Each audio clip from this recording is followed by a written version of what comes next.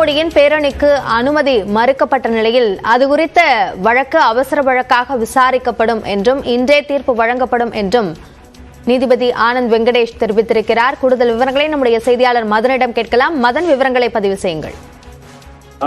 மக்களவை தேர்தல் நெருங்கி வரும் இந்த நிலையில் பிரதமர் மோடி தமிழகத்தில் பல்வேறு இடங்களில் சுற்றுப்பயணம் மேற்கொண்டு வருகிறார்.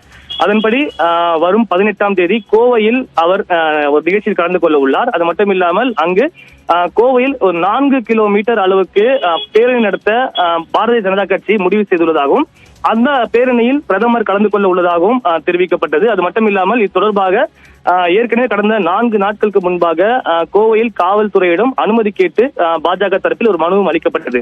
ஆனால் அந்த ஒரு கோரிக்கை காவல்துறையால் ஏற்றுக்கொள்ளவில்லை, நிராகரிக்கப்பட்டது.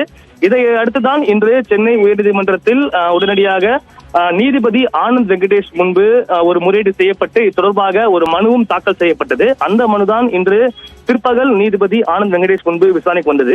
அப்போது பாஜக தரப்பில் ஆஜரான வழக்கறிஞர் பால் கனகராஜ், அதாவது இந்தியாவை பொறுத்த வரைக்கும் பல்வேறு மாநிலங்களில் இது போன்று பேரணி நடத்த அனுமதி வழங்கப்பட்டு வருகிறது. ஆனால் பாஜக நடத்தும் இந்த ஒரு பேரணிக்கு மட்டும்தான் தமிழக அரசு உள்நோக்கத்துடன் அனுமதி மறுத்து வருவதாக ஒரு குற்றச்சாட்டை எடுத்து வைத்தார்.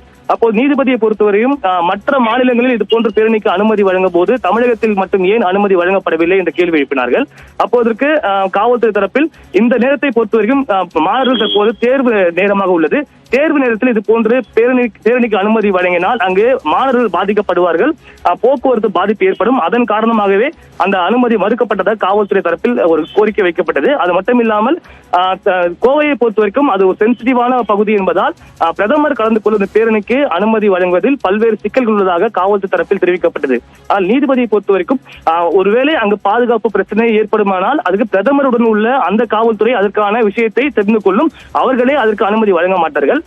எனவே இந்த ஒரு விஷயத்தை பொறுத்த வரைக்கும் மற்ற மாநிலங்கள் வழங்கும் போது தமிழக காவல்துறை மட்டும் ஏன் மறுக்கிறது என்று தெரிவித்து இது தொடர்பான உத்தரவை இன்று மாலை 4:30 மணிக்கு தெரிவிப்பதாக தற்போது நீதிபதி ஆனந்த் வெங்கடேஷ் தெரிவித்துள்ளார்.